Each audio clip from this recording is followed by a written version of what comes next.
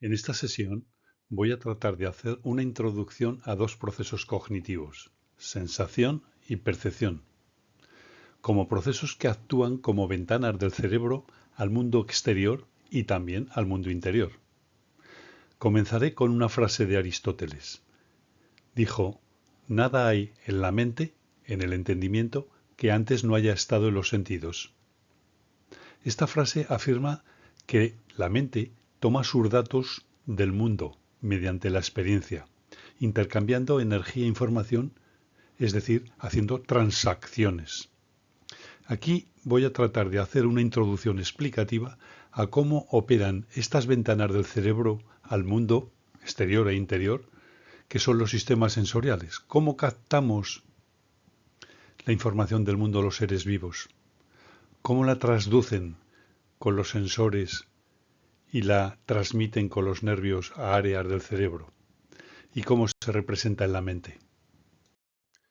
En esta tabla se enumeran los principales puntos que vamos a tratar en esta sesión, a modo de índice de contenidos. Así, en primer lugar, veremos las sensaciones y las cualidades sensoriales en que consiste la sensación propiamente dicha. Después, en segundo lugar, trataremos de definir qué es percibir, diferenciando entre sensación y percepción.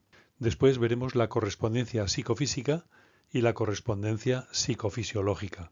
Pasaremos a ver un modelo del procesamiento perceptivo que desde el punto de vista cognitivo fue propuesto. En sexto lugar veremos la percepción de algunas cualidades subjetivas sensoriales, como son la percepción del color, de la forma, de la profundidad, del movimiento, etc. Y trataremos de mostrar hasta qué punto se habla de neuromitos en la percepción. Por otra parte, diferenciaremos entre el estímulo distal y el estímulo proximal para establecer esa llamada correspondencia psicofísica. En último lugar, trataremos de mostrar las alteraciones y trastornos perceptivos, como son las ilusiones, las alucinaciones, etc. Veamos a continuación el problema de la interacción entre el sujeto, el yo, y el mundo. La percepción y la acción forman un ciclo continuo en el que debemos percibir para movernos, pero también debemos movernos para percibir. Palabras de Gibson en 1979.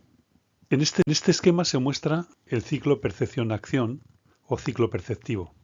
En el mundo existe información, estímulos que tienen materia y energía. Los seres vivos disponemos de unos sensores, sistemas sensoriales capaces de extraer información del mundo, mediante sensación y percepción. Esta información se almacena en la memoria como experiencia, y esa experiencia se utilizará para guiar el comportamiento. Naturalmente, tendremos que tomar decisiones entre las alternativas posibles, las acciones posibles que debamos dar respuesta a los desafíos y retos del medio, elegir la más razonable. Por otra parte, el comportamiento implica acción. Esa acción transforma al mundo y a su vez el mundo puede volver a ser percibido por los sistemas sensoriales, por lo que estamos en un ciclo continuo de interacción, de transacción, de información entre el sujeto y el mundo, la realidad. Así adquirimos conocimiento que nos permite sobrevivir y adaptarnos a esa realidad. Vamos a ver cómo el sujeto llega a conocer la realidad con objeto de poder sobrevivir, a adaptarse de manera exitosa al entorno en el que vive. Nuestro esquema refleja el binomio yo-realidad. Es decir, por una parte está el sujeto que comprende, que extrae información y trata de comprender, y por otra parte el mundo, la realidad, el entorno físico en el que debe sobrevivir adaptándose. Existe por tanto una transacción o intercambio de energía e información en una relación circular, como hemos visto. El yo transforma al entorno, al mundo, con sus acciones, con su comportamiento, y viceversa. El mundo transforma al yo con sus retos, sus desafíos, llegan a provocar mutaciones, diferenciaciones entre individuos para que surjan especies cada vez más adaptadas al entorno. Para lograr una adaptación exitosa al mundo se requiere adaptarse al medio, como hemos dicho, y con este fin es preciso conocerlo, la cognición, el acto de conocer. En esa relación circular entre el yo y el mundo, el sistema mente-cerebro y su dueño, el yo, y la realidad física, el sistema cerebro-mente cuenta con unos sensores que captan información, la transducen convirtiéndola a un lenguaje o código inteligible por el cerebro, que son los impulsos bioquímicos o bioeléctricos, y será procesada. La actividad del cerebro, por tanto, consiste en gestionar las funciones que hacen posible la vida. El ritmo cardíaco, la presión arterial, la respiración, la sudoración, la temperatura corporal, etc. Pero también procesar información del mundo exterior. Y para este fin dispone de un sistema cognitivo, un sistema de funciones, como son la percepción, la memoria, el aprendizaje, el pensamiento, el razonamiento y resolución de problemas, el lenguaje, la comunicación, la motivación y la emoción. Esto son la actividad del sistema cognitivo, estas funciones. El procesamiento de información que se lleva a cabo mediante estas facultades mentales.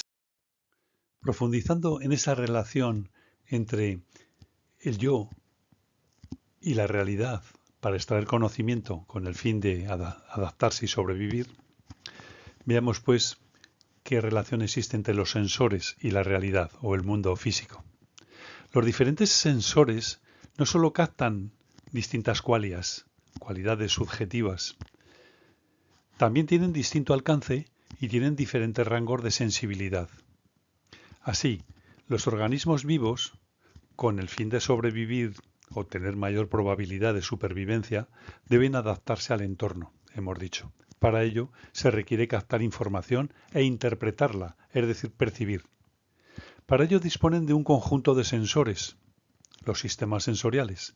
Cada uno de ellos está especializado en alguna manifestación de la energía de la realidad física.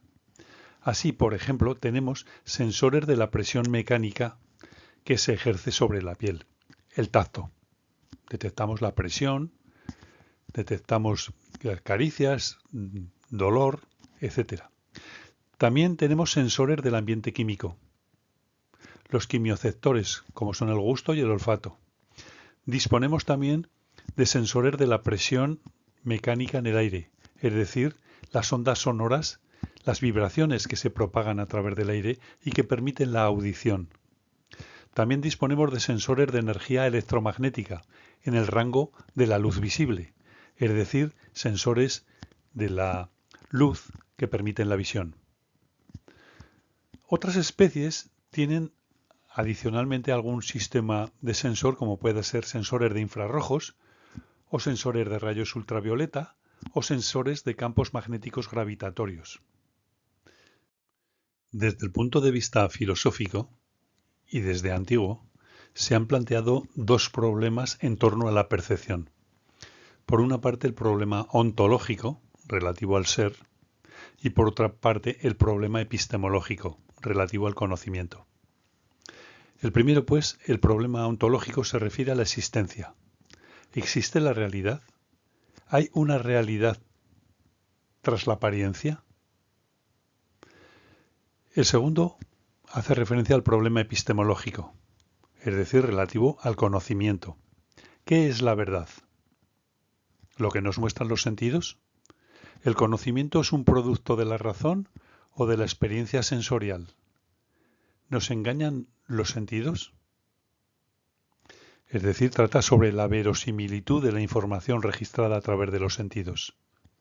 Desde la epistemología, como rama de la filosofía que se ocupa de la validez y fiabilidad de los conocimientos que obtenemos los humanos. Esto es, una teoría crítica del conocimiento. Y se han planteado ciertas cuestiones. Por ejemplo, ¿se corresponde la realidad que captan los sistemas sensoriales con la representación mental que el hombre tiene de esta? ¿O el mundo psíquico es un producto construido por la mente humana?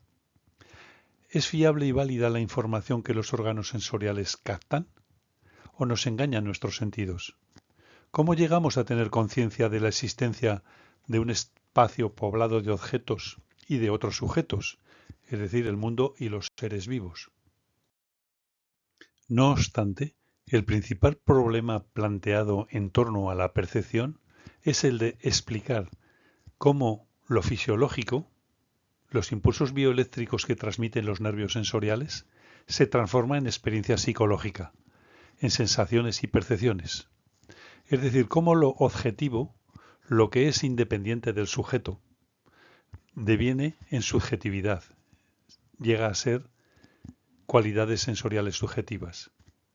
Esto trata de explicarse mediante la correspondencia psicofisiológica y la correspondencia psicofísica. Por ejemplo, en esta diapositiva se muestra una ilusión, la ilusión de Müller-Lyer. Os pregunto si los segmentos comprendidos entre las puntas de flecha tienen la misma longitud, el de arriba y el de abajo. Como vemos, a veces nuestros sentidos nos informan de que no hay correspondencia verídica. Nos parece que no son iguales cuando en realidad, objetivamente hablando, sí que lo son. ¿Qué quiere decir la correspondencia psicofísica? ¿Cómo entender el problema de la correspondencia psicofísica? En realidad es el problema del doble acceso. El sistema cognitivo trata de establecer una correspondencia entre la energía física del mundo exterior y las representaciones internas. Así, establecemos correspondencia, por ejemplo, entre la longitud de onda de la luz y la cualidad sensorial que experimentamos, la sensación de color. A cada longitud de onda de la luz la interpreta nuestro sistema perceptual sensorial como una cualidad cromática. Hay una correspondencia entre información física, una variable física, la longitud de onda de la luz y la sensación subjetiva o cualidad subjetiva que experimentamos, cualidad cromática. Por otra parte, existe también, os muestro aquí el ejemplo, de una correspondencia entre la frecuencia de vibración de una lámina, por ejemplo, o de una cuerda de guitarra, y la tonalidad percibida, es decir, si el tono es agudo o grave. Si es interpretado por nuestros sistemas sensoriales como tonalidad, lo que se corresponde con una propiedad física que es la vibración de una lámina o de una cuerda en el mundo físico. Por otra parte, también nos referimos como correspondencia psicofísica a las relaciones espaciales que se dan entre determinadas líneas y la percepción de una forma. Aquí vemos formas como puedan ser un pentágono, un cuadrado o una estrella. En realidad son relaciones espaciales entre líneas. Pero también podemos establecer una correspondencia entre una sucesión temporal de imágenes, como vemos en el cine o en la televisión, o como las que se muestran en esta diapositiva, fotogramas del movimiento de un caballo, y cuando se presentan en rápida sucesión temporal, como hace el cine o la televisión, o un movie, una animación de vídeo, pues se percibe movimiento. Así, esta correspondencia simplifica la complejidad del mundo físico, es adaptativa, facilita la supervivencia de la especie porque experimentamos propiedades físicas como cualidades subjetivas sin tener que hacer mediciones sofisticadas. Como veremos, la percepción se inicia con la captación de un estímulo por parte de algún sistema sensorial, vista, oído, olfato, gusto, tacto. Ahora bien, se han diferenciado tipos de estímulos, que es lo que vamos a tratar aquí. Para establecer una correspondencia psicofísica, es decir, entre lo que hay en el mundo, la información energía, materia energía que hay ahí fuera de las fronteras de nuestra piel, y lo que tenemos en el interior de nuestras cabezas, las representaciones internas, representaciones mentales de la realidad, se ha redefinido esa correspondencia en términos experimentales como una correspondencia entre dos tipos de estímulos. Así se diferencia o se distingue entre el estímulo distal, que se refiere a la energía física que proviene de una fuente de estimulación externa, es decir, lo que está fuera en el mundo. Por ejemplo, observamos una silla, y se ha diferenciado del estímulo proximal. Este sería la proyección de la energía del estímulo, en este caso de la luz que refleja la silla, sobre los pertinentes receptores sensoriales. Así se forma la imagen retiniana de la silla en la modalidad visual. Posteriormente será procesada esa información hasta transformarlo en un concepto, una categoría semántica, el concepto de silla. ¿Qué es? ¿Qué función tiene? ¿Para qué sirve? Así, a pesar de las grandes dificultades que hay entre el estímulo distal y el estímulo proximal, es decir, entre la realidad, lo que hay ahí fuera, y la representación retiniana, el sistema cerebro-mente es capaz de establecer una correspondencia. Una vez que el estímulo se hace presente ante algún receptor de algún sistema sensorial, tiene lugar el proceso de transducción. Vamos a ver en qué consiste. Básicamente podemos decir que la sensación corresponde a la activación de los receptores sensoriales y al proceso que denominamos transducción, que es la conversión de la energía que viene del objeto del mundo, convertirlo en impulsos bioeléctricos. Los receptores sensoriales son los encargados de transducir, de convertir la información en impulsos nerviosos, impulsos bioeléctricos. Es decir, en el caso de la visión, se convierte la energía electromagnética que llega en forma de ondas lumínicas y que es captada por los conos y bastones de la retina, se convierte a un lenguaje común para todas las neuronas del cerebro, impulsos bioeléctricos.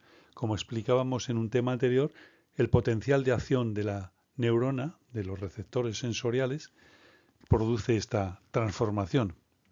De esta manera se facilitará la comunicación de lo que está pasando en el ojo con otras estructuras del cerebro, por ejemplo con las áreas sensoriales que interpretarán la información captada por los sensores. Además, esta transducción, que en el caso de la visión se realizan en los fotorreceptores de la retina, es la que permite continuar el proceso de análisis de la información que llega a la retina para formar, más allá de esta, en el área sensorial pertinente, un percepto. Vemos pues como en la diapositiva se muestra que al incidir la luz sobre un cono o bastón de la retina se genera un potencial de acción o impulso bioeléctrico que se transmite por el axón de la neurona receptora hasta el espacio intersináptico donde se comunica con otra neurona, con la neurona postsináptica, y esa comunicación permite que se ha transmitido el impulso hasta un área sensorial donde se descodificará, se interpretará, se dará sentido a la información.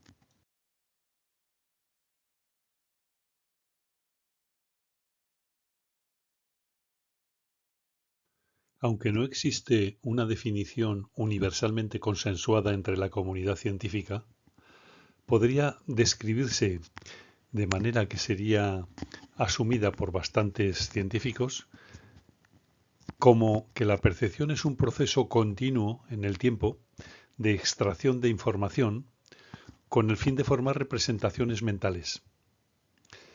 Una característica peculiar de la percepción es que siempre es causada, desencadenada por un estímulo. Y en esto se diferencia, por ejemplo, de la alucinación o de la ensoñación o de la imaginación. Además, siempre ocurre en un contexto. La percepción es relativa al contexto en el que se interpreta ese estímulo. La percepción puede describirse también como un proceso interpretativo de la realidad. Así, percibir es interpretar lo que captan los sensores.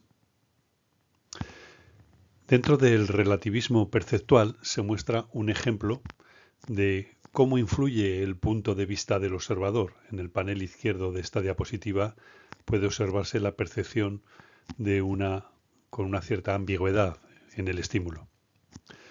En el panel derecho se observa cómo influye el contexto para interpretar el símbolo que se encuentra en el centro de la imagen.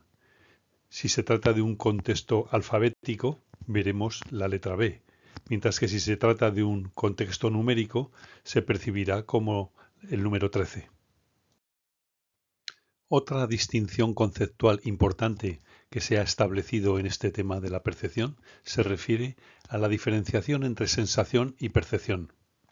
La sensación es la detección del estímulo externa o interna.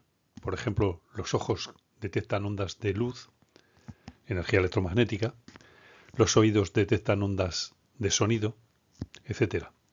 Mientras que la percepción utiliza la información pasada para dar sentido a la estimulación. Por ejemplo, ver una silla, escuchar una guitarra, el sonido de una guitarra. Interpretar la información captada por los sensores, es percibir. Así, la sensación implica 3 pasos. Primero, los receptores sensoriales detectan los estímulos. Segundo, los estímulos sensoriales se transducen en impulsos eléctricos para ser descodificados por el cerebro. Y por último, en tercer lugar, los impulsos eléctricos se mueven hacia las vías neuronales, hacia partes específicas del cerebro donde los impulsos se descodificarán, dando una interpretación útil a esa información, es decir, percibiendo. Entonces, la percepción es la etapa final de la sensación, cuando las señales sensoriales se vuelven útiles para guiar las acciones y la cognición. Así, la percepción es la organización, identificación e interpretación de la información sensorial para representar y comprender el entorno. Los animales tienen sensaciones y se duda si todos tienen percepciones. Si las señales sensoriales son el paso inicial clave en la percepción, entonces no puede haber percepción sin sensación. Sin embargo, si elegimos definir la percepción de tal manera que la alucinación y la imaginación estén incluidas, entonces claramente podemos tener percepción sin sensación. A partir de la captación de la información que tiene lugar en los receptores sensoriales, las células receptoras, como hemos visto en el caso de la luz del ojo, los fotorreceptores, ¿cómo se experimentan las cualidades sensoriales? Como hemos visto, los impulsos nerviosos o potenciales de acción que se generan en los receptores sensoriales, todos son iguales en el sentido físico. Todos son señales, una tasa de disparo con una frecuencia, una amplitud y una fase. Por tanto, solo pueden aumentar o disminuir en estas propiedades, estos parámetros de la señal, de la onda, que transmite el nervio sensorial pertinente. Por tanto, son incapaces de transmitir la cualidad del estímulo. Sí la intensidad, pero no la cualidad.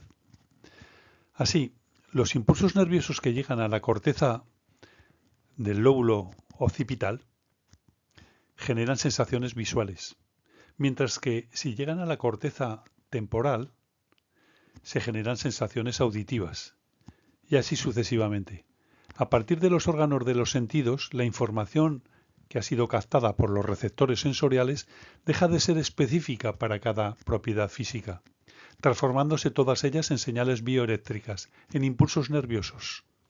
Sin embargo, las cualidades experimentadas subjetivamente, en la mente, dependen de la localización cerebral, dependen del área al que desemboca el nervio óptico o al nervio auditivo o el nervio olfativo, etc. Es decir, dependen del área cerebral en el que termina el nervio sensorial correspondiente y no tanto de las propiedades de la onda, de la señal física, como son frecuencia, amplitud y fase, que transmite los nervios sensoriales.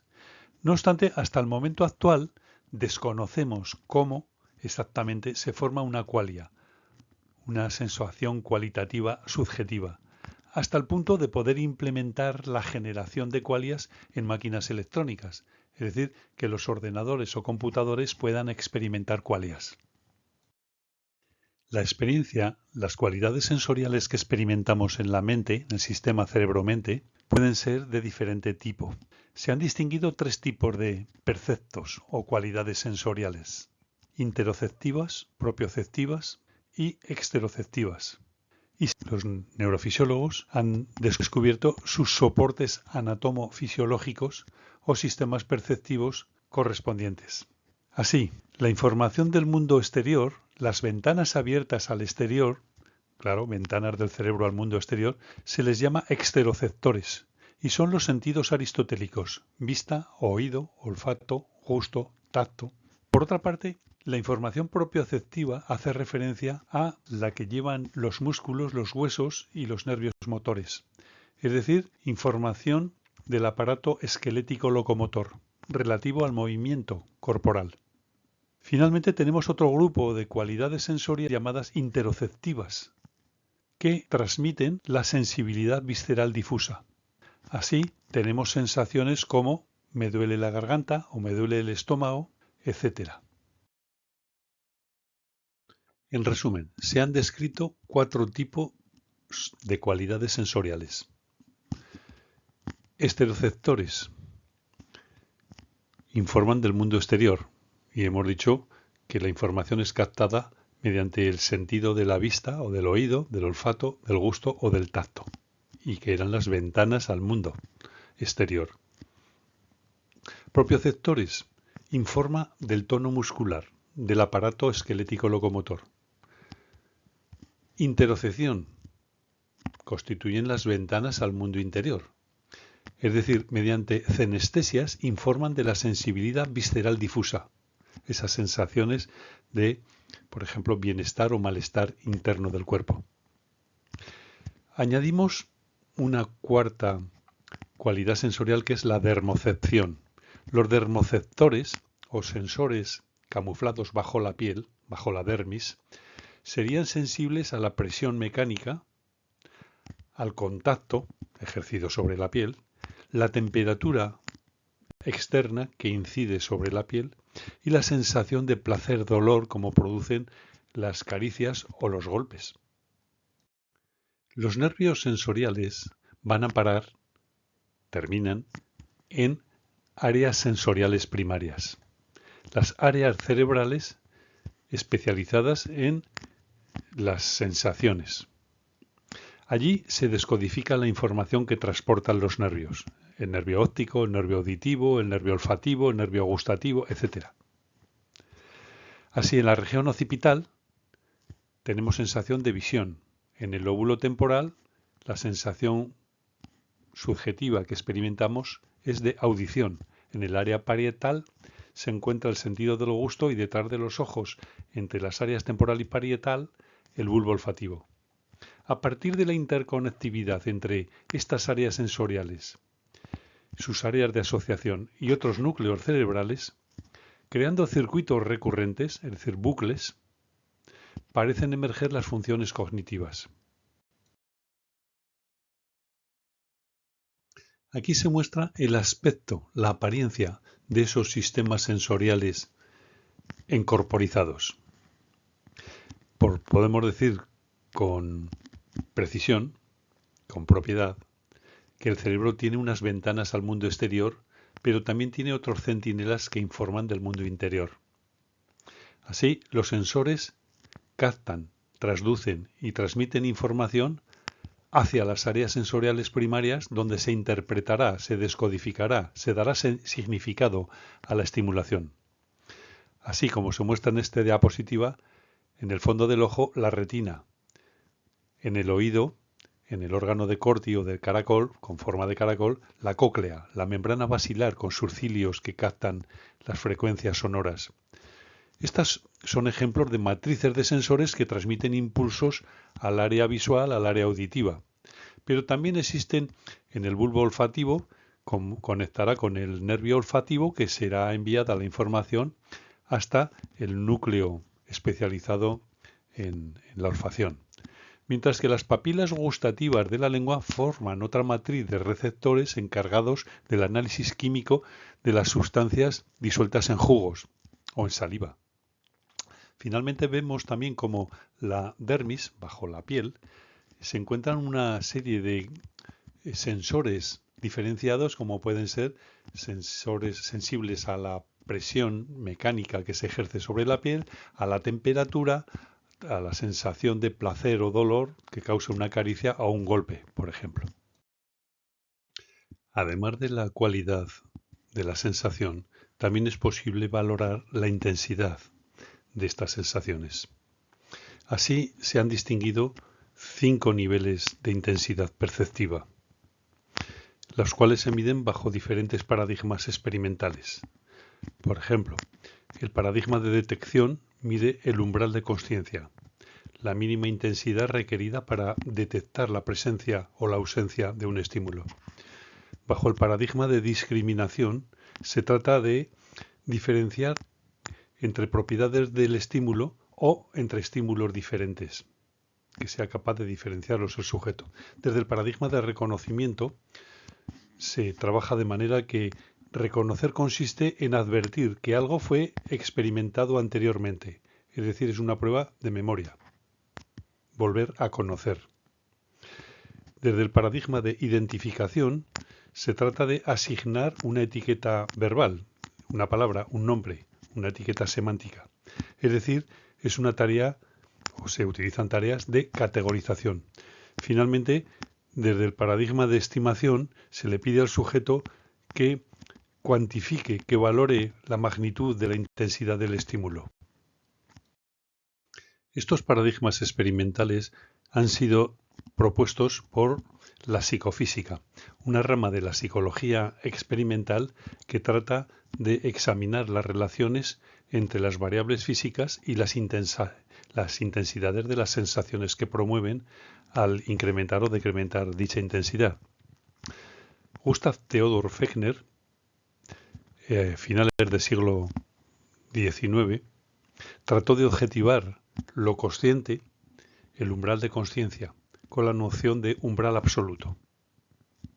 Así, los seres humanos parece que disponemos de algo así como unas escalas de evaluación subjetiva de la intensidad de la energía del mundo exterior. Y estas escalas psicofísicas son las escalas subjetivas. Tenemos un límite inferior de la detección del estímulo, que es lo que representa en esta diapositiva, el punto cero de la estimulación, el valor por debajo del cual el sujeto no es capaz de percibir, advertir la presencia del estímulo, es decir, de detectarlo. Se le llama umbral absoluto o umbral de detección, o umbral de conciencia. Igualmente, existe un umbral superior, es decir, un límite superior. Normalmente coincide con el umbral del dolor, aquella intensidad del estímulo que el sistema sensorial ya no puede tolerar por encima de ese valor de intensidad, es decir, que experimenta dolor o destruye receptores.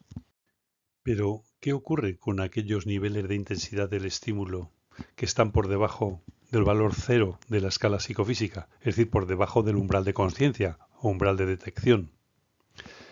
No somos capaces de detectar la presencia del estímulo, obviamente, por debajo del límite inferior. Ocurre, sin embargo, que la percepción subumbral, o también conocida como subliminal, aunque no llegamos a ser conscientes, parece ser que afecta a nuestra conducta ulterior. No nos percatamos de su presencia de manera consciente, pero influye en el comportamiento. A esto se le ha llamado percepción subliminal. Y ocurre cuando se presentan intensidades del estímulo muy próximas al umbral, pero por debajo de este.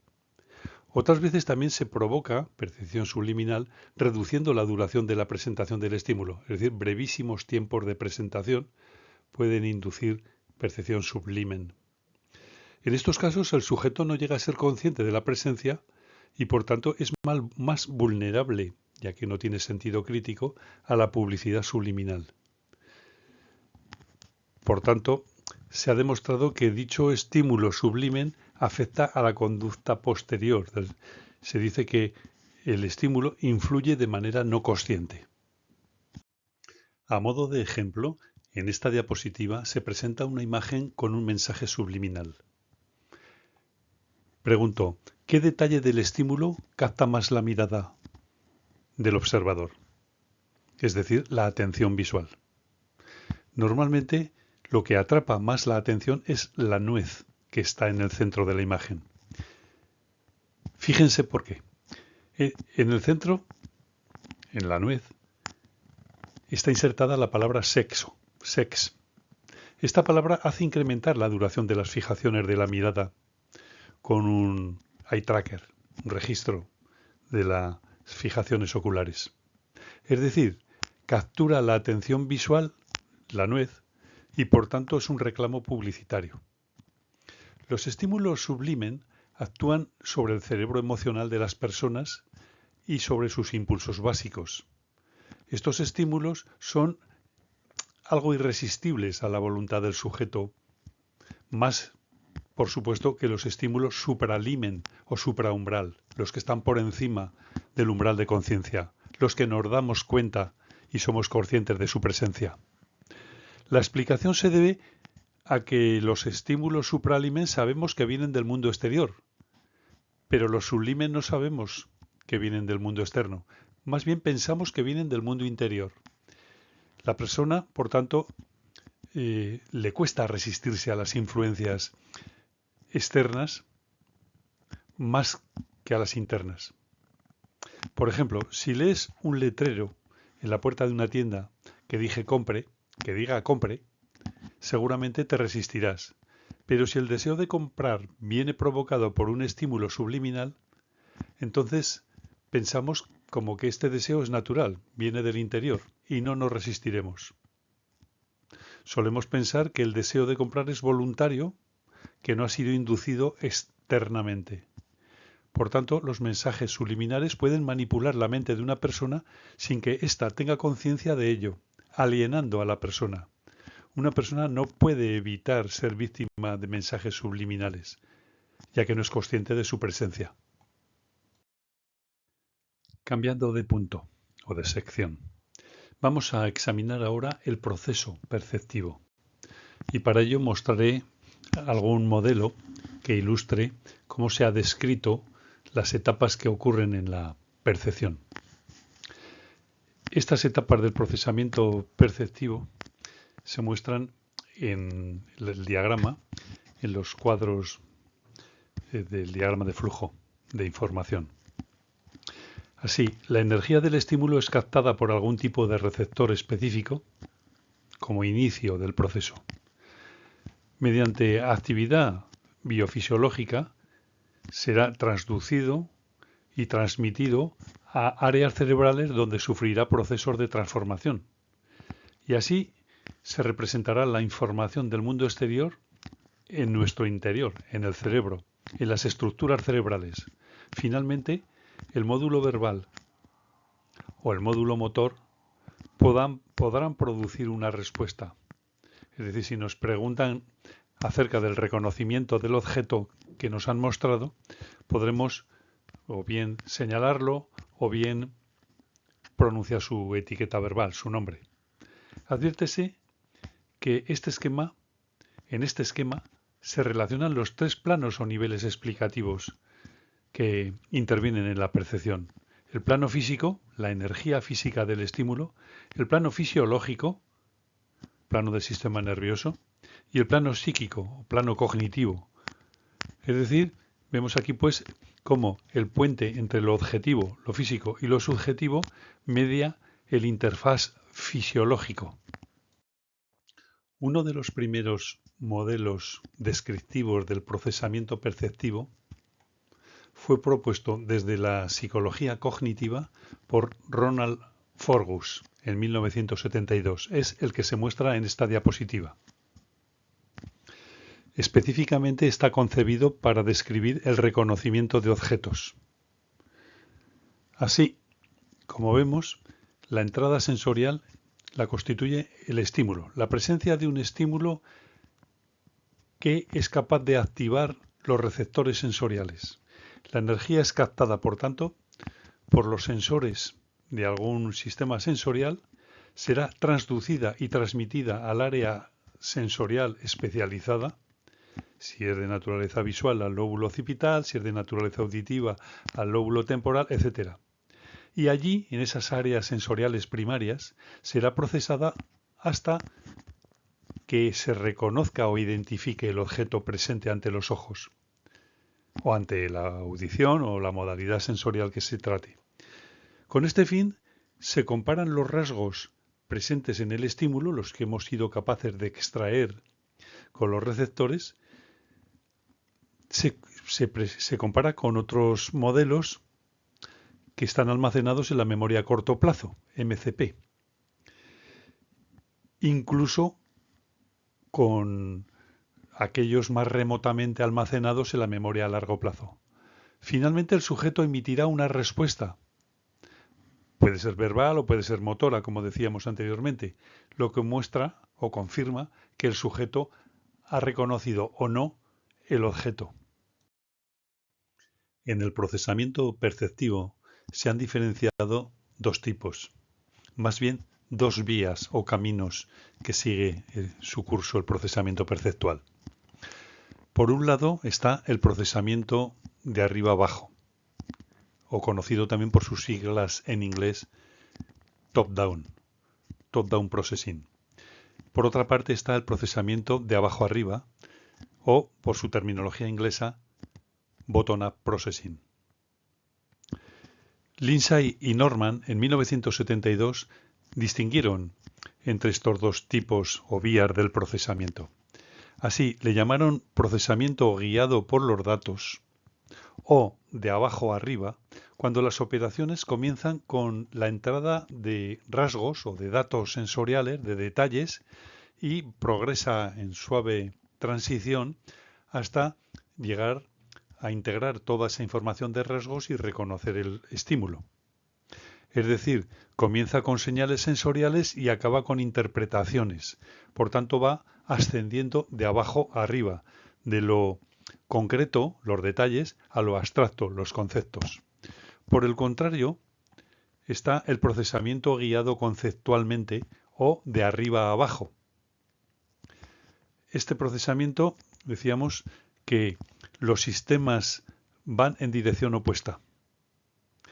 Es decir, parten de las interpretaciones o de las expectativas y acaban procesando los detalles o señales sensoriales. Es decir, orientan a los receptores hacia la búsqueda de detalles. Así, arriba viene a significar lo conceptual, lo abstracto, el alto nivel de procesamiento, mientras que abajo viene a indicar el bajo nivel de procesamiento, lo más concreto, material, el procesamiento fisiológico. Vamos a ver un ejemplo de procesamiento de abajo arriba. Si nos preguntasen, ¿la imagen que se muestra en esta diapositiva, a qué corresponde? ¿Qué es? ¿Qué escena percibes? Esto es un ejemplo de procesamiento, normalmente indica que se aplica un tipo de procesamiento de abajo arriba. Es decir, comienza con los detalles, percepción de detalles, percibimos detalles que nos llevan a conceptos como presencia de perros, de personas, de sillas, de cuadros, en una sala, y finalmente llegamos a una idea global, el concepto de sala de espera en la consulta del veterinario. Por tanto, el procesamiento fluye de los detalles, los rasgos perceptivos, lo más simple, abajo, en el procesamiento de bajo nivel, y va siguiendo su curso hasta los conceptos, es decir, hacia lo abstracto, las ideas, lo que es procesado por estructuras cerebrales más avanzadas en la secuencia del procesamiento. Esta otra imagen ambigua que vemos en la diapositiva nos va a permitir explicar el procesamiento de arriba a abajo o top-down processing o procesamiento guiado conceptualmente. Estas imágenes se utilizan para ralentizar el procesamiento perceptivo, de manera que se estudie detenidamente, como a cámara lenta. Si os pregunto, ¿qué veis aquí en esta diapositiva? Los que ven la imagen por primera vez, les cuesta encontrar una interpretación plausible, con sentido, con significado. Sin embargo, si os informo que hay un perro dálmata que está husmeando o lisqueando en la hojarasca de un bosque nevado, entonces los receptores se orientan a la búsqueda de rasgos, de detalles que confirmen esa expectativa de exploración. Serán integrados en una totalidad de esos detalles, es decir, la cabeza del perro dálmata, las patas, el tronco, la parte posterior del tronco con el rabo. En definitiva, se integrará en la percepción de un perro dálmata. Veamos cómo en esta otra imagen, para facilitar la detección de los rasgos del perro dálmata y su posterior interpretación como escena global, olisqueando la hojarasca en un bosque nevado, he marcado el contorno del perro en color verde. Obsérvese los detalles, las patas, el tronco, la cabeza pegada al suelo, olisqueando, etc. Vamos a tratar de explicar cómo tiene lugar el procesamiento visual, es decir, la visión. La mayoría de las personas creen que nuestros sistemas sensoriales son fieles registradores de la realidad, de lo que hay ahí fuera. Por ejemplo, piensa que con el sentido de la vista percibimos la realidad o mundo exterior como proyectándose en nuestra mente de modo similar a como lo hace una cámara de vídeo, que registra la escena. Este registro de la secuencia de imágenes es traducido directamente por la mente a experiencia consciente operando con experiencias cualitativas subjetivas, vividas en primera persona. Esta es la creencia mayoritaria o opinión de la visión desde el realismo. Por ejemplo, René Descartes pensaba que el mundo exterior, como muestra esta diapositiva, el dibujo esquemático de un humano mirando una flecha vertical hacia arriba, en color rojo, se proyectaba en nuestra mente como si ésta fuera un espejo, reflejando la realidad en la retina.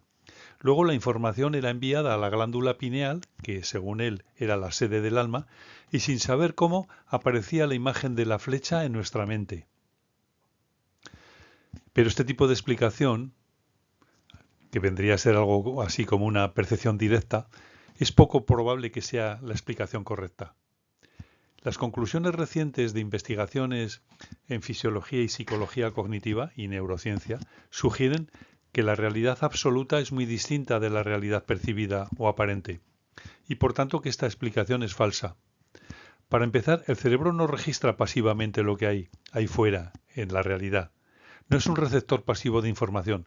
Más bien, la percepción es un proceso activo de búsqueda intencional de información y que a veces es guiada por acciones o por motivaciones o por expectativas, incluso intenciones o intereses y actitudes o deseos.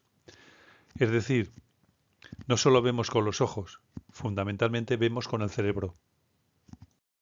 Voy a mostrar mediante imágenes esquemáticas cómo opera el sistema sensorial visual, cómo ocurre la visión.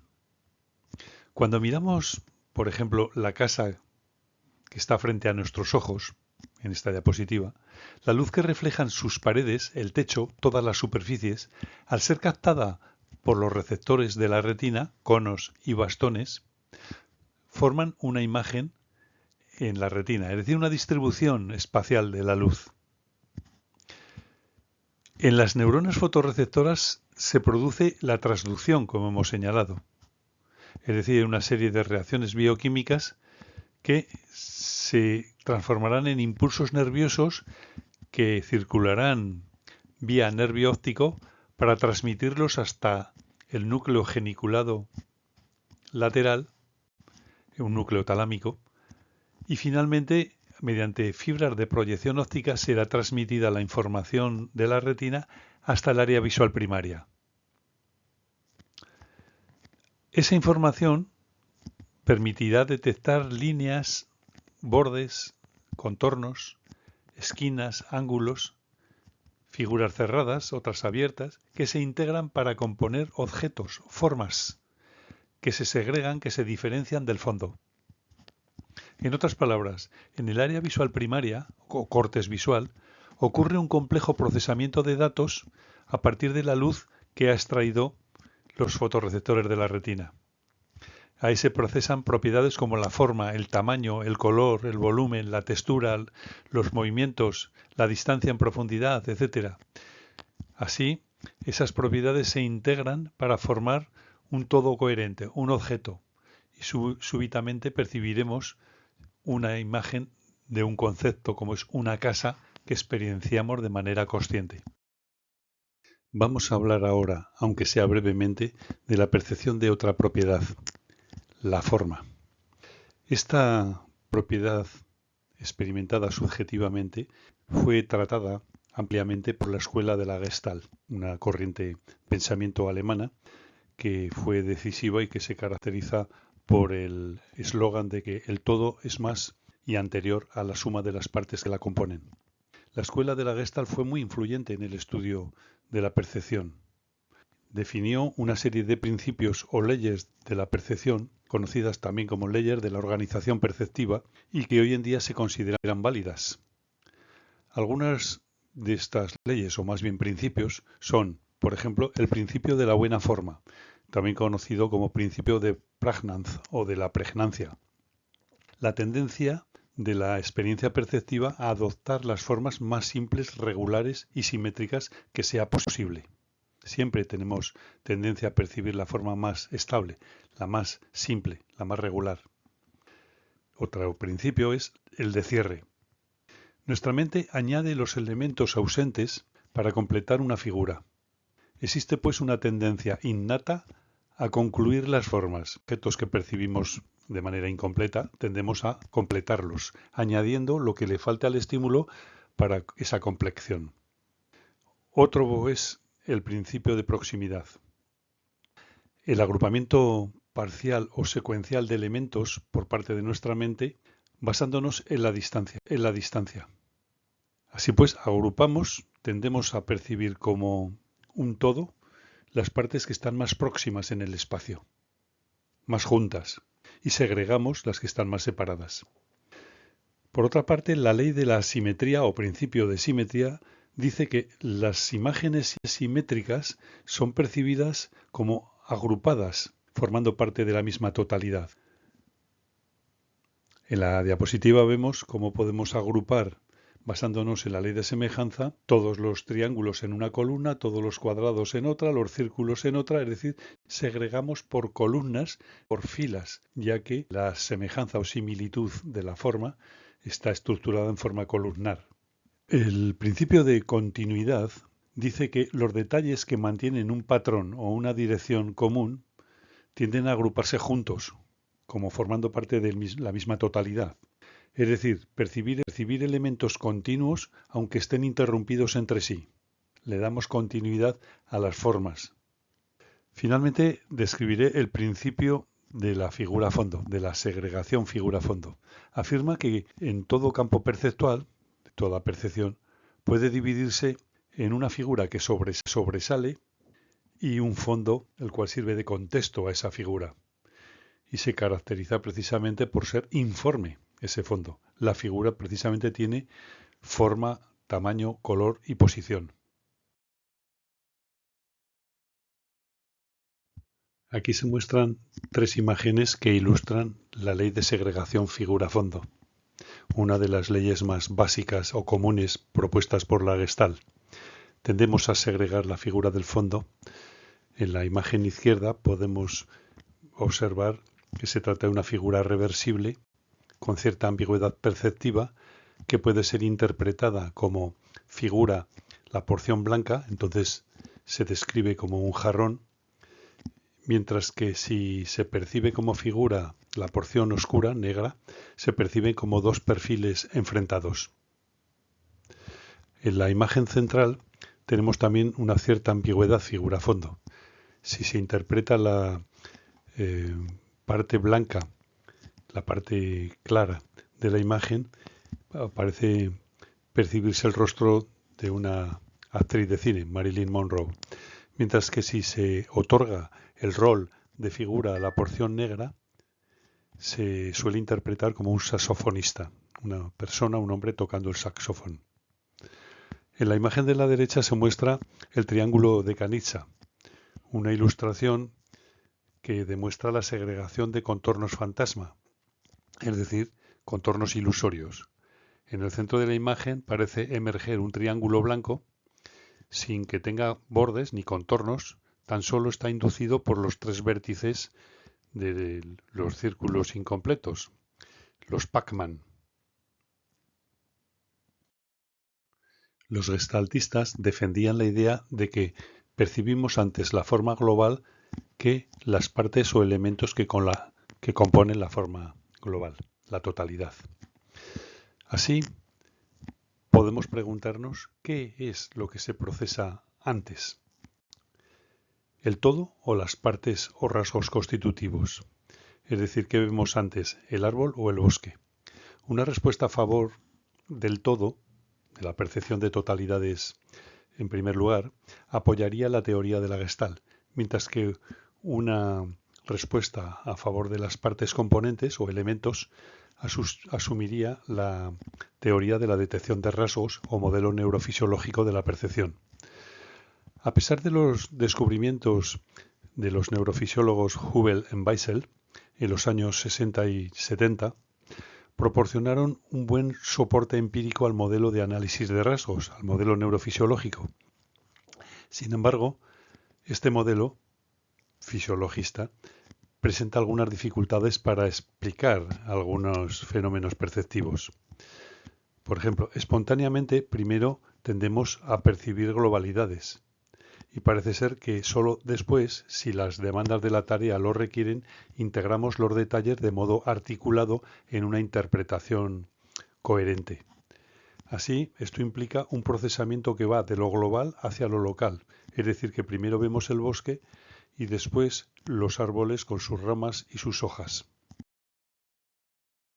Vamos a tratar muy brevemente la percepción del color. Para ello, comenzaremos con una breve iniciación a la idea de qué es el color. Isaac Newton hizo pasar un rayo de luz blanca a través de un prisma óptico y de este modo demostró que es una luz blanca solar que está compuesta de 7 bandas espectrales o diferentes longitudes de onda, los 7 colores del arco iris, precisamente. Las superficies opacas de los objetos tienen la propiedad de alterar la composición espectral de la luz que incide sobre ellas, es decir, de las longitudes de onda que entran no son las mismas que las que salen, reflejadas. Esta alteración espectral consiste, pues, precisamente en la absorción y la reflexión de la luz. En efecto, la luz al incidir sobre la superficie de los objetos los hace visibles. No obstante, las superficies tienen pigmentos que absorben una parte de las longitudes de onda que componen la luz blanca y reflejan otras longitudes de onda. Por tanto, hay 2 procesos físicos, la absorción y la reflexión. Estos determinan las bandas espectrales que alcanzarán los fotorreceptores retinianos. Solo las frecuencias reflejadas llegarán a la retina, por tanto el color percibido en las superficies dependerá de estas reflexiones. Hoy sabemos que la luz visible para el ojo humano es la 70ª parte de la energía radiante del universo, la energía electromagnética. Precisamente esa franja comprendida entre 380 y 780 nanómetros. Por tanto, de la realidad visible solo percibimos una pequeña fracción, ese 70ª parte.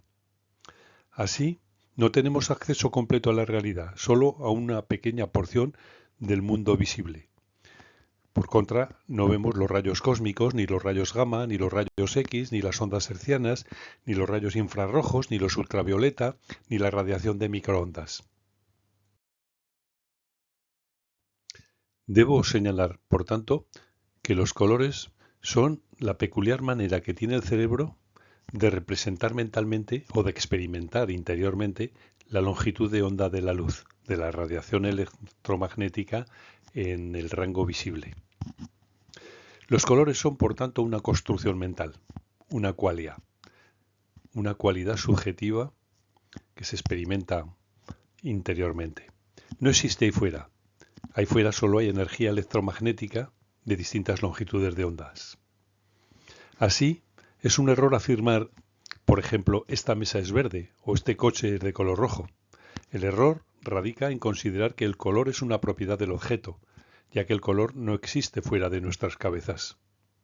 Físicamente hablando, existe la longitud de onda de las luces que al estimular los 3 tipos de conos en que se diferencian las células fotorreceptoras de la retina humana, interpretamos como matices cromáticos, es decir, la longitud de onda de la luz de una cierta intensidad provoca sensaciones cromáticas de azul, violeta, rojo, verde, etc.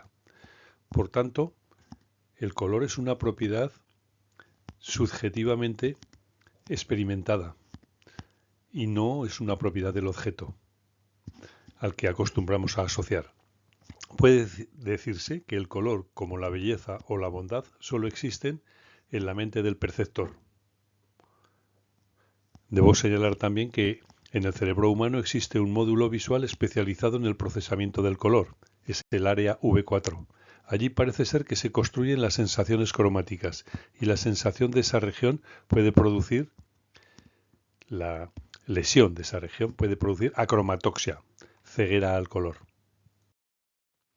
Es curioso el hecho de que, a pesar de que filmamos el mundo con dos cámaras, los dos ojos, que captan dos imágenes bidimensionales, es decir, dos imágenes planas, sin embargo, no tenemos conciencia de ver dos imágenes, sino que percibimos solo una y además volumétrica, en relieve, en 3 dimensiones, no planas.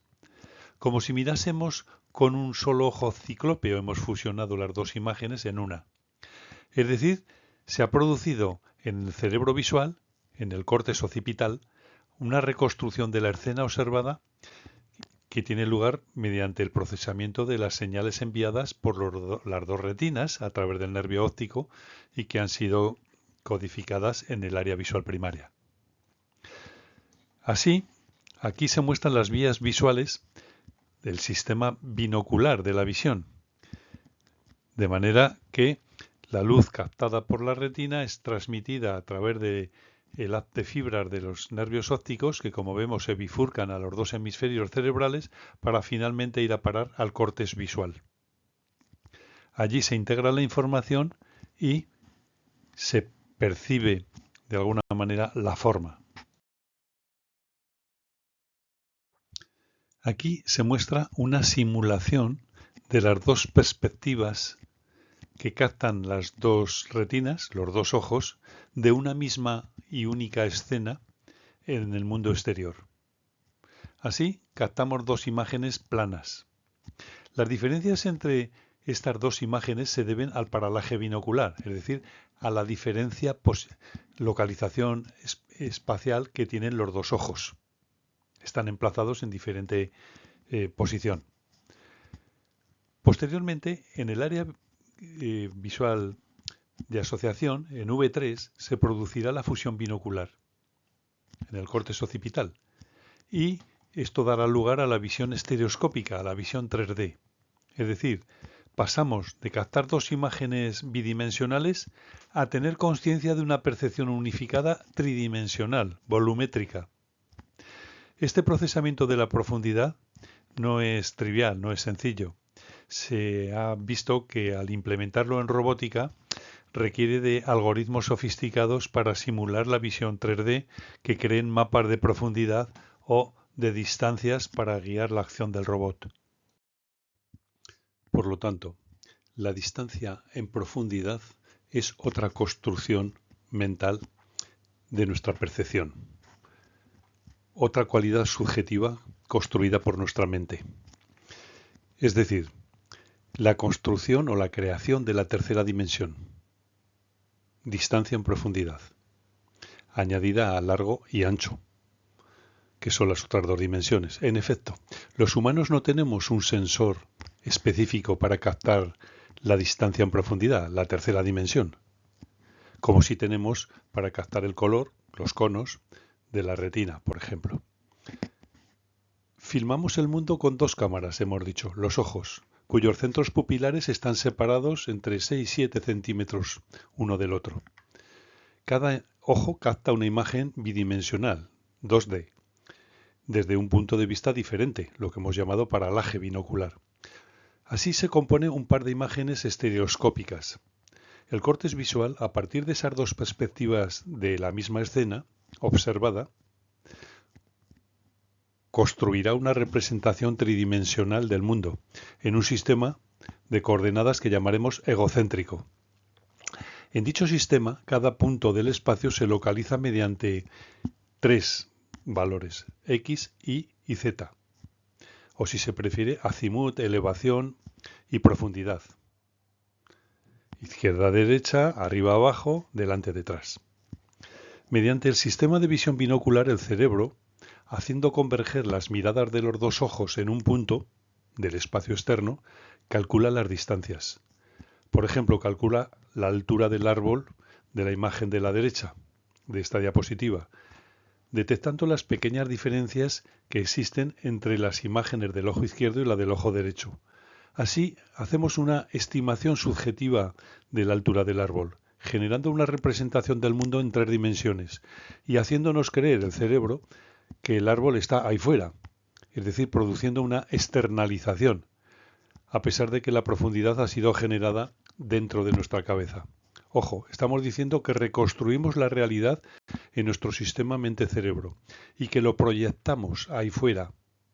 Por tanto, en realidad no vemos la realidad, sino la representación mental que tenemos de la realidad. En relación a la percepción de la distancia en profundidad, deseo añadir algunas notas en cuanto a la técnica de la perspectiva en el dibujo lineal. La perspectiva es una técnica de dibujo mediante la cual conseguimos provocar el efecto de distancia en profundidad, es decir, que el sujeto experimente la sensación de profundidad, como si tuviera volumen la figura, la imagen que estamos observando. En la perspectiva lineal, como se muestra en esta diapositiva, es importante el punto de vista del dibujante. La línea horizonte y el fulcro o el punto de convergencia de las líneas de dibujo en profundidad determinan la altura del ojo del dibujante. La cuestión capital es por qué un dibujo en 2 dimensiones lo interpreta el observador como si fuese una forma en 3 dimensiones o experimenta la sensación de tridimensionalidad.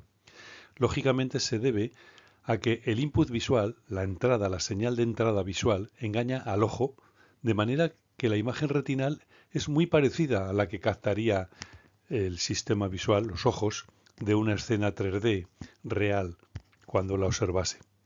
En otras palabras, el observador construye un modelo 3D de la escena a partir de distorsiones contenidas en la imagen en perspectiva. Es decir, la imagen en perspectiva es una imagen distorsionada de la geometría que subyace normalmente. Así, los ángulos se interpretan como ángulos rectos sin serlo. Muchos ángulos son agudos u obtusos y sabemos que realmente son rectos y así se interpretan por el cerebro, mente. Las líneas paralelas de las vías del tren, que en el dibujo están oblicuas, sabemos que corresponden a líneas que en realidad son paralelas, no oblicuas, no convergentes. Esto es debido a que el tamaño de la imagen disminuye conforme se aumenta la distancia de observación. La proyección de la imagen en la retina, como en una fotografía, vemos que mantendría esta geometría. Es decir, el sistema visual aprende a descodificar las claves de la perspectiva para reconstruir la escena tridimensional observada por el pintor y representada en un plano bidimensional, el lienzo. A la derecha vemos un dibujo en perspectiva oblicua. Adviértase que aquí hay 2 puntos de vista. Vamos a tratar también muy brevemente la percepción del movimiento. Fundamentalmente nos centraremos en el movimiento aparente, el que es más genuinamente psicológico. Puede decirse que tampoco el movimiento percibido se corresponde exactamente con el movimiento real, con lo que ocurre ahí fuera en el mundo físico, aunque sí se corresponde su interpretación. Establecemos una correspondencia psicofísica. Hablamos de percepción del movimiento aparente cuando, a pesar de permanecer estáticos los objetos, las imágenes, los fotogramas, el sujeto percibe un desplazamiento, un movimiento. Esto es lo que ocurre en las animaciones gráficas, en las películas, en el cine, en la televisión. ¿Cómo se crea una presentación usando movimiento aparente?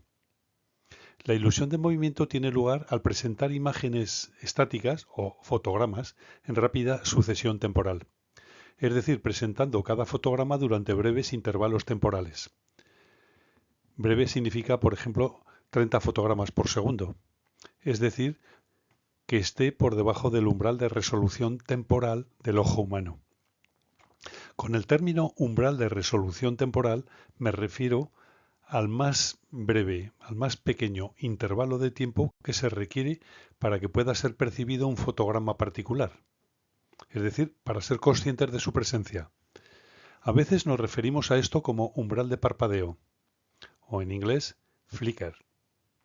En realidad, en ningún fotograma de los que se muestran en esta diapositiva hay movimiento, pero si lo pasamos en rápida sucesión temporal, al manipular el intervalo interestímulos, el tiempo que transcurre entre fotograma y fotograma, da la ilusión de un movimiento continuo, a pesar de que se tratan de imágenes discretas, imágenes discontinuas. A la izquierda, pues, de la diapositiva se muestran los fotogramas en una discretización temporal del movimiento continuo de una atleta, mientras que a la derecha se presentan esos mismos fotogramas en rápida sucesión temporal, induciendo al observador a percibir movimiento aparente, no físico, porque en realidad no se mueve ningún fotograma, no se mueve nada. Hablamos de ilusorio, pues, en este sentido. Es una construcción cerebral el movimiento, una ilusión de movimiento. Vamos ahora a tratar de diferenciar entre el movimiento real o movimiento físico, lo que ocurre ahí fuera, y el movimiento aparente, la sensación subjetiva de movimiento cuando no se mueve ningún fotograma. Observemos estas dos representaciones gráficas del movimiento. La de la izquierda corresponde a un movimiento continuo o movimiento real, es decir, al movimiento físico. Nótese que la relación entre la variable espacio en el eje de abscisas y la variable tiempo en el eje de ordenadas se representa mediante una línea amarilla continua, gruesa. Mientras que en el gráfico de la derecha, que corresponde a un movimiento aparente, como los fotogramas que vimos anteriormente de la atleta, se representa mediante una serie de puntos discretos de color amarillo. Esta discontinuidad espacial y temporal muestra cómo capta la retina el movimiento real a la izquierda, discretizando la continuidad a la derecha. El movimiento aparente, ya que los fotorreceptores, tras captar una imagen retiniana, necesitan un milisegundo antes de poder registrar otra imagen, antes de captar otra imagen. Este es el periodo refractario de la neurona. Nótese que en la parte inferior de esta diapositiva el impacto que tiene el intervalo interestímulos, es decir, el intervalo entre dos luces, el apagado y el encendido de dos luces sucesivas. Cuando este intervalo temporal es muy breve, la velocidad del movimiento es mayor, y viceversa. Cuando el intervalo temporal entre el apagado y el encendido de dos luces sucesivas es más largo, entonces la velocidad del movimiento se percibe como más lenta, como ocurre con estas luces amarillas de abajo a la izquierda. Adviértase que las luces de las marquesinas de los teatros, así como las tiras luminosas que adornan los árboles de Navidad, esas lucecitas se encienden y se apagan sucesivamente, dando la impresión de un punto luminoso que se mueve. En realidad no se mueve ninguna bombilla, solo se encienden y se apagan. Entonces podemos preguntarnos, ¿por qué nos parece real el movimiento aparente? ¿Por qué confundimos uno con el otro? ¿Por qué confundimos la apariencia con la realidad? Maximilian Wertheimer, el gestaltista fundador, en 1912, publicó un artículo en el que se experimentalmente la percepción del movimiento estroboscópico, que él denominó movimiento phi. Este es un tipo de movimiento aparente. Mostraba que la percepción del movimiento estroboscópico óptimo influyen básicamente tres factores: la distancia o separación entre los estímulos, es decir, entre cada par de fotogramas sucesivos o entre cada par de luces, la luminancia o brillo de esos fotogramas o de esas luces, y el tiempo de exposición entre dos fotogramas sucesivos, el intervalo temporal entre la presentación de dos imágenes sucesivas. Más tarde, las leyes de Corte fueron publicadas en 1915 y estudiaron la relación formal entre esos tres factores. Para explicarlo brevemente, si el sistema visual resulta engañado por este tipo de estímulos, por las películas, animaciones o movies, se debe esencialmente a dos fenómenos que la psicología cognitiva y la psicofísica han examinado experimentalmente. En primer lugar, la persistencia retiniana de la imagen. en la memoria sensorial o memoria icónica. Y en segundo lugar, la duración del umbral de resolución temporal del ojo humano. El primero, la persistencia de la imagen en la retina o memoria icónica, se conoce gracias a Sperling, un americano, que los fotorreceptores mantienen almacenada la imagen en la retina durante unos 250 milisegundos después de que el estímulo haya desaparecido de la vista. Esta breve retención de la imagen es llamada memoria sensorial o memoria icónica y tiene como consecuencia la discretización de las imágenes de la secuencia continua de movimiento.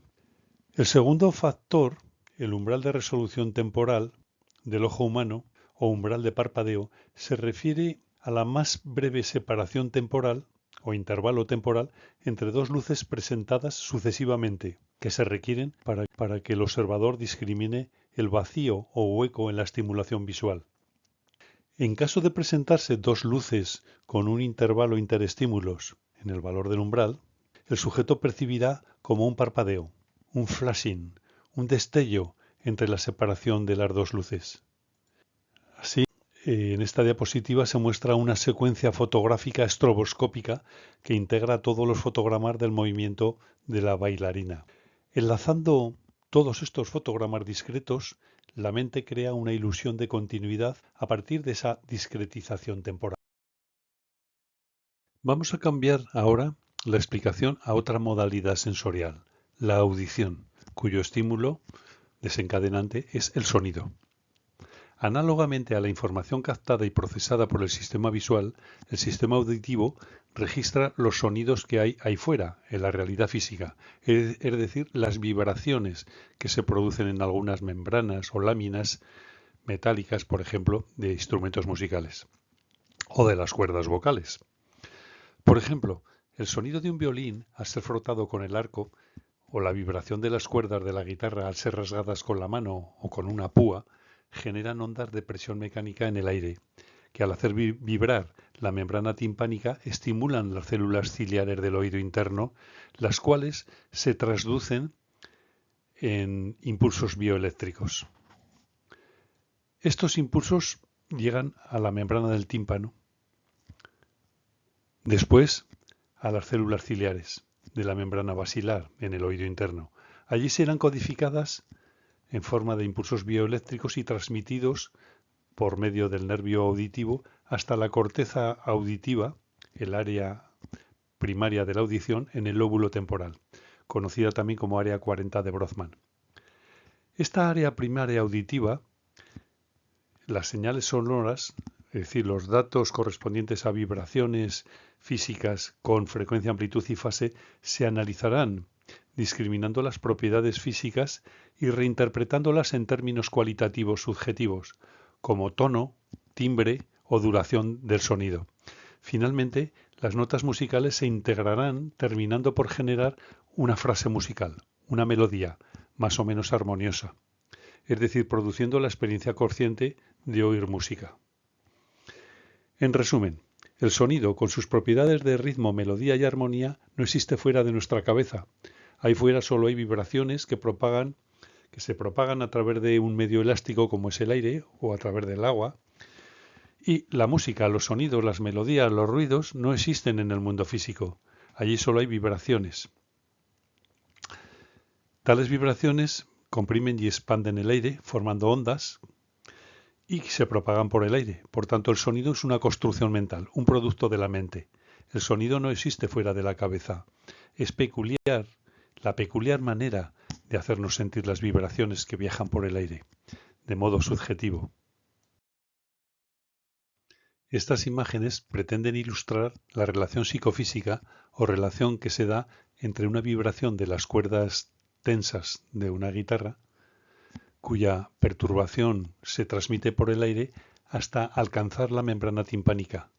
Luego se analizará el sonido, como hemos dicho, en la membrana basilar del órgano de Corti, ese órgano con forma de caracol, y será descompuesto el sonido en frecuencias como hace un espectrógrafo del sonido, donde se discriminan los tonos debido a ese análisis frecuencial de la señal sonora. Abajo se muestra el rango de audibilidad humano. está comprendido entre 20 y 20.000 hercios. Véase por debajo de los 20 hercios los infrasonidos y por encima de los 20.000 hercios los ultrasonidos. Otras especies tienen otros rangos de audibilidad, precisamente aquellos que son útiles para su estilo de vida y necesarios para su supervivencia.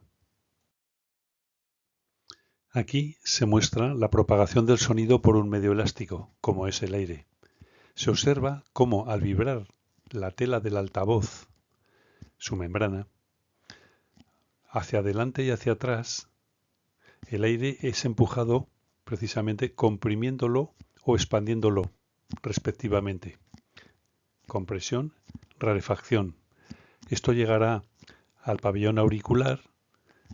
Al introducirse la vibración hará moverse la membrana timpánica, que a su vez hará transmitir la señal a la cadena de huesecillos, yunque, martillo y estribo, y finalmente la señal amplificada llegará al órgano de Corti, donde está la membrana basilar con las células ciliares que analizarán el sonido en sus componentes frecuencia, amplitud y fase. En el caso del olfato, pensamos que el olor sale de la taza de café, pero esto no es así.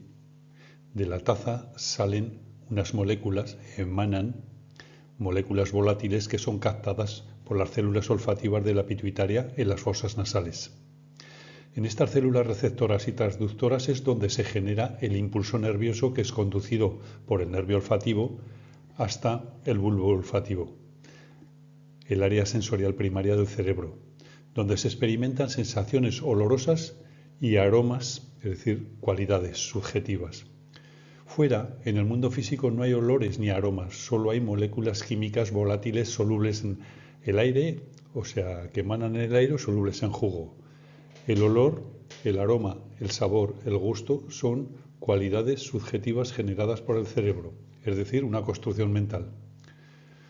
Una enigmática característica de las sensaciones es la externalización o proyección externa del origen de la qualia.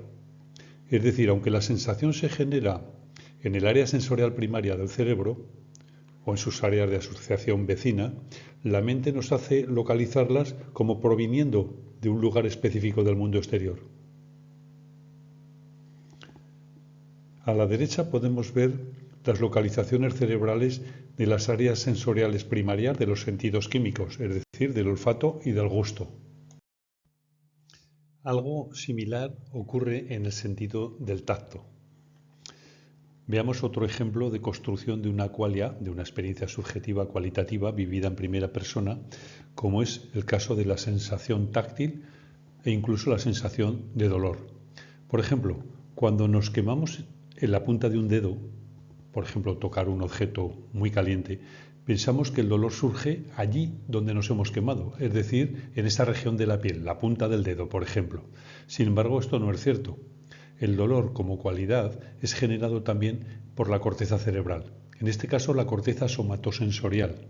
Y la prueba de ello está en el hecho de que sujetos que han perdido un brazo, por ejemplo, o han sufrido una amputación después, siguen percibiendo el dolor localizado, según ellos, en una extremidad que ya no existe. Veamos muy brevemente algunas características de los sistemas sensoriales químicos, la quimiocepción, como es el olfato y el gusto.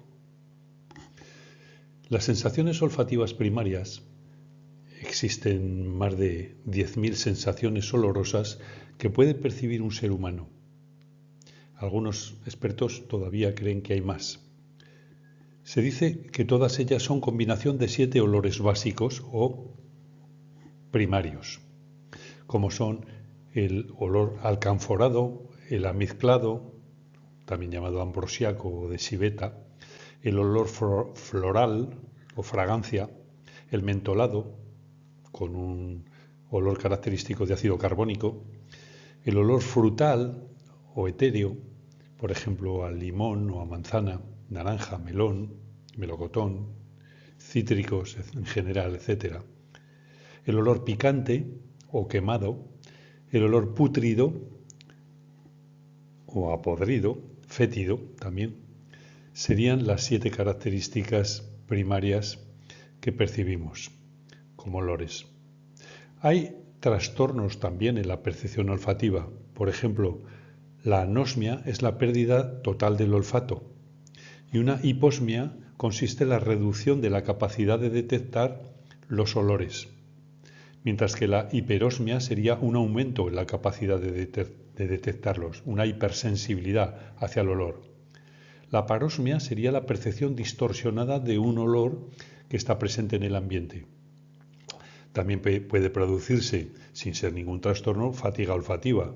Esto es un proceso normal. Cuando olemos líquidos podemos hacerlo de dos maneras. De manera ortonasal, es decir, a través de las fosas nasales, y de manera retronasal, es decir, a través de la parte posterior de nuestra boca y dentro de nuestra cavidad bucal. Esto es característico hacerlo en las degustaciones o catas de vinos, por ejemplo.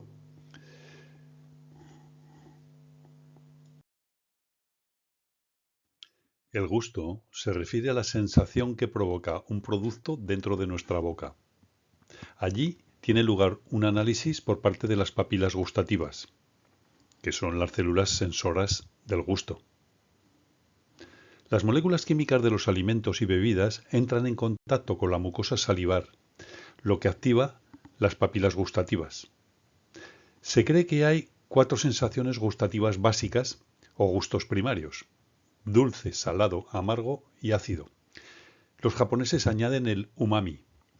Y a partir de estas sensaciones básicas de gusto, combinándolas, somos capaces de generar otros gustos secundarios. Debo señalar que el sabor es la combinación de gusto más olor. Una propiedad bien conocida por los jueces de cata y catadores es el regusto o persistencia del gusto, a veces también llamado gusto retrógrado. La persona sin gusto se dice que tiene ageusia. Obviamente me refiero al gusto sensorial, no al gusto estético. La ageusia es la pérdida total del sentido del gusto, que se caracteriza por la incapacidad para discriminar sabores de sustancias dulces, ácidas, amargas o saladas.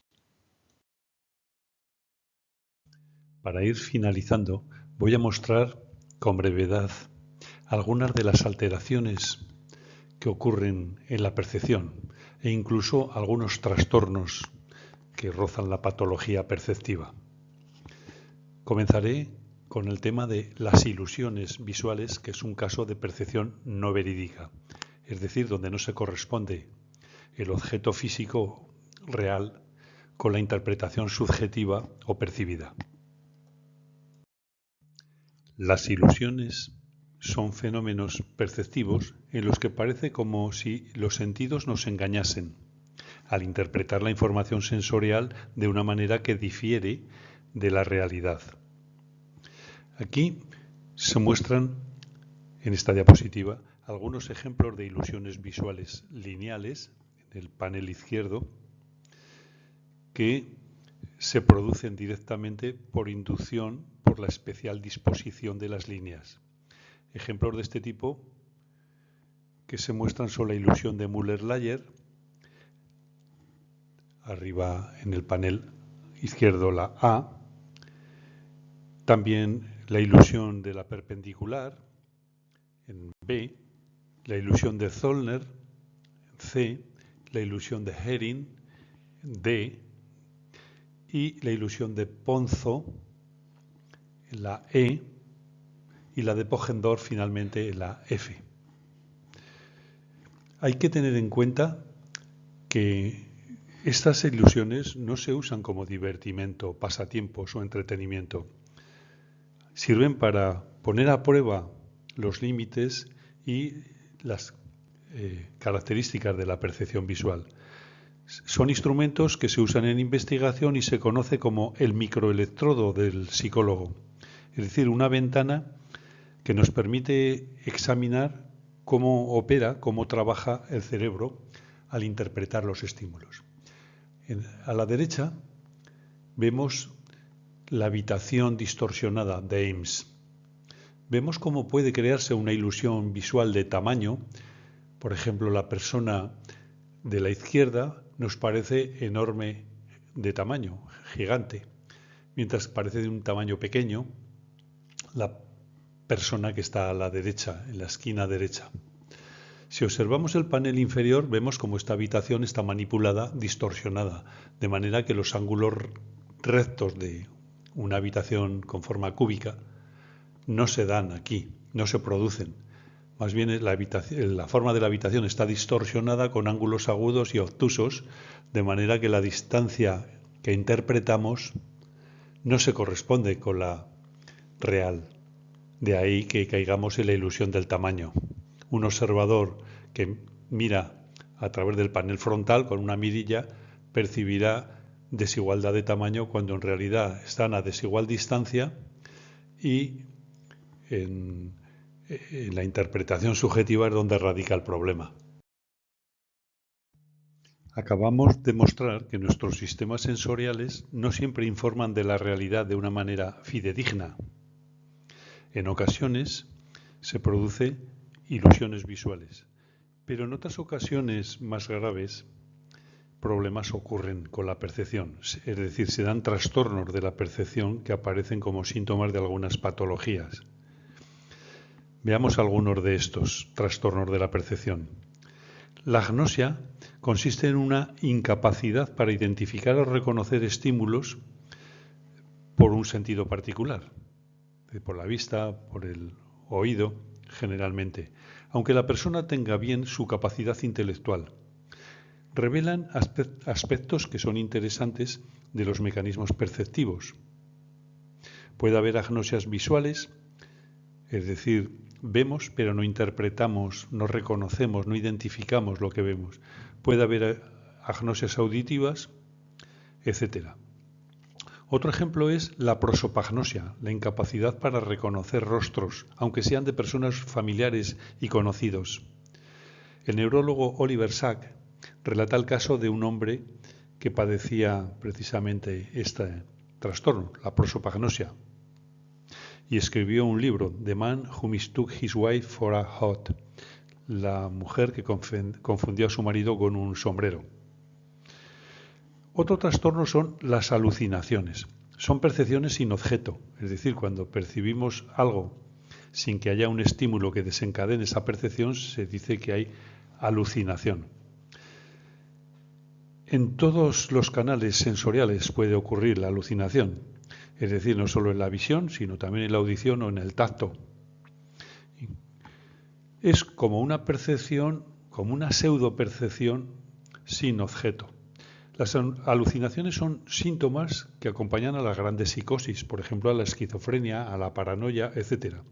Aunque también pueden ocurrir como consecuencia de ciertas intoxicaciones, por ejemplo, por la ingesta de algunos hongos, de algunas setas, o también por el consumo de drogas. Otro tipo de alteración perceptiva, que no siempre tiene por qué ser patológico, es la pareidolia. Consisten en dar una estructura formal a algo que no tiene forma, que es casual, vago, difuso, ambiguo. Son creaciones fantásticas de la imaginación. Mostraré algunas a continuación. En esta diapositiva se muestran una pareja de imágenes que son susceptibles de desencadenar pareidolias. Como hemos dicho, la pareidolia consiste en dar estructura formal a algo que no la tiene, que es ambiguo y que eran creaciones fantásticas. Vemos dos ejemplos consistentes en un fenómeno psicológico donde la imagen informe es aleatoria. Por ejemplo, las ramas del árbol pueden hacer emerger unas formas de ojos, nariz y boca que nos inducen a creer que se trata de la presencia de un rostro en el centro de la imagen. Mientras que la imagen de la derecha, el hecho de ver rasgos básicos como son los ojos y la boca, representados en esta imagen por dos especies de manchas con forma cuadrada, de cuadriláteros, y una boca con forma rectangular, algo que se interpreta como una boca, puede hacer emerger la sensación de ver un rostro, cuando en realidad no existe. Esto es una pareidolia. Uno de los síntomas graves de alguna lesión cerebral, que hemos incluido como uno de los trastornos severos de la percepción, consiste en las agnosias. Como indica ya la etimología de la palabra, falta reconocimiento, no conocido. Puede ser de diversa modalidad sensorial, visual, auditiva, por lo común. Existen ciertas lesiones a nivel cortical que provocan déficits en el reconocimiento visual y que no pueden explicarse a partir de desórdenes sensoriales ni de disrupción del lenguaje o deterioros mentales severos. Este tipo de déficits neurológicos son las llamadas agnosias visuales. Consisten fundamentalmente en la incapacidad de organizar la información sensorial de un modo determinado, mediante la discriminación del contorno del estímulo frente al fondo. Estas funciones parecen relacionarse claramente con el área V2, es decir, un área de asociación del área visual primaria, V1.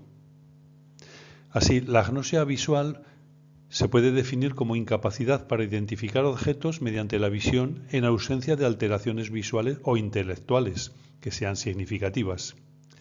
Se presenta en lesiones que comprometen las áreas de asociación visual, particularmente la unión occipitotemporal. Por lo general es bilateral este tipo de agnosia, la visual. Así, podemos tener una idea de lo que es una agnosia auditiva si a mí me hablan en chino, idioma que ignoro, que desconozco, oigo pero no comprendo. Es como si tuviera una agnosia auditiva. Por su parte, en la imagen de la izquierda vemos cómo dibujan o representan su percepción algunas personas que sufren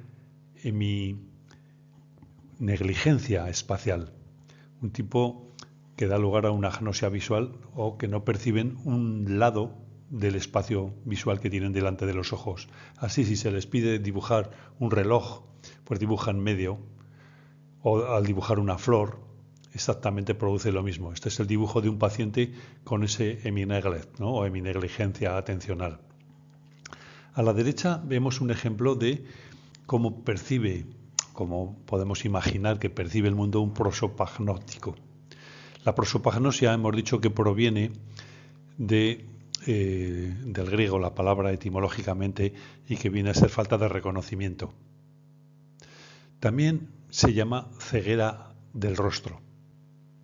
Es un trastorno cognitivo, una forma específica de agnosia visual que se caracteriza precisamente por la incapacidad para reconocer rostros familiares, incluyendo el propio rostro a veces, el autorreconocimiento. Mientras que otros aspectos del procesamiento visual, por ejemplo, discriminación de objetos y además el funcionamiento intelectual está garantizado. Es decir, por ejemplo, toma decisiones correctamente y razona con cierta lógica. Sin embargo, no percibe los rostros por padecer lesión en esa región fujiforme que es especializada en esta tarea cognitiva, reconocer rostros. Como hemos dicho, otro trastorno perceptivo severo son las alucinaciones. Se definen como experiencias perceptivas que no tienen un correlato externo, es decir, que no son desencadenadas por un estímulo del mundo exterior, por estímulos reales. Es decir, son percepciones sin base en el entorno físico observable. Estas experiencias pueden abarcar cualquier modalidad sensorial. Así, por ejemplo, una persona puede ver en su mano un rostro o una oreja, como muestra esta diapositiva, o percibir animales extraños que suben por las paredes o que suben por su brazo, por su cuerpo, cucarachas, o experimentar también a veces unas sensaciones que son consecuencia no de una enfermedad, sino desencadenada por intoxicación por algún tipo de setas o por haber consumido drogas alucinógenas. También es posible que no veamos una parte de nuestro propio campo visual. Es el llamado punto ciego de la retina. ¿Por qué razón no lo notamos? El haz de axones de las células ganglionares, al salir de la zona del globo ocular, crea un tipo de espacio sin receptores en la retina. Esta zona sin receptores se denomina punto ciego. Sin embargo, nuestro sistema visual aprovecha la información captada por los receptores de los alrededores del punto ciego para rellenar los huecos en las imágenes creados por el mismo sistema ocular. No obstante, la existencia del punto ciego en cada uno de nosotros es fácilmente demostrable mediante un sencillo experimento como el que se esquematiza en la diapositiva. Fijando la mirada en el punto central, a unos 15 grados de excentricidad respecto a la fóvea, se encuentra el punto ciego. El experimento muestra lo que ocurre con el relleno cognitivo, que da la impresión de que está ausente ese punto negro situado a 10 centímetros, dada una distancia de observación de 50 centímetros, con lo cual incide a unos 15 grados de la fóvea. En esta diapositiva se muestra la localización del punto ciego en la retina. Como he dicho, aproximadamente a unos 15 grados de la fóvea.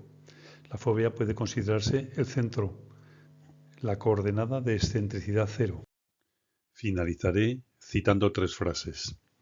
La primera de ellas de Aristóteles, quien afirmó: nada hay en el entendimiento que antes no haya estado en los sentidos. Por esta razón decimos que la percepción es la puerta de acceso al conocimiento, y los sistemas sensoriales son como las ventanas del cerebro al mundo exterior. En esta sesión he tratado de mostrar algunas características de esas ventanas y de ese sistema cognitivo procesador de información que aportan.